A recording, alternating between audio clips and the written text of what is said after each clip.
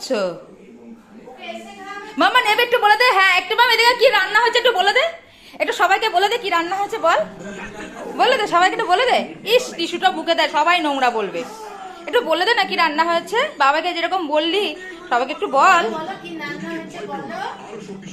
ও বলবে না, ও বলবে না।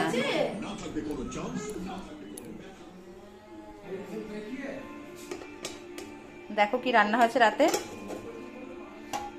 এখানে করেছি একদম পাতলা পাতলা ঝোল করেছি চিকেনের। আচ্ছা একটু বৃষ্টি বৃষ্টি পড়েছে তো খুব চিকেন খেতে ইচ্ছা হচ্ছিল, জন্য বাপিকে বললাম, বাপি একটু চিকেন নিয়ে এলো।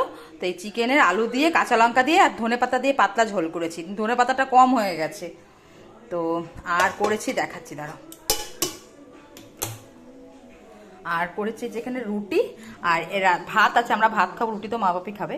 আর মা করবে ঝিঙে দিয়ে আলু দিয়ে পোস্ত, কারণ মা তো মাংস মুরগির মাংস খায় না, মানে আমার শাশুড়ি মা মুরগির মাংস খায় না, ওই ইয়ে খায় কি বলে মাটন খায়, খাসির মাংস খায়।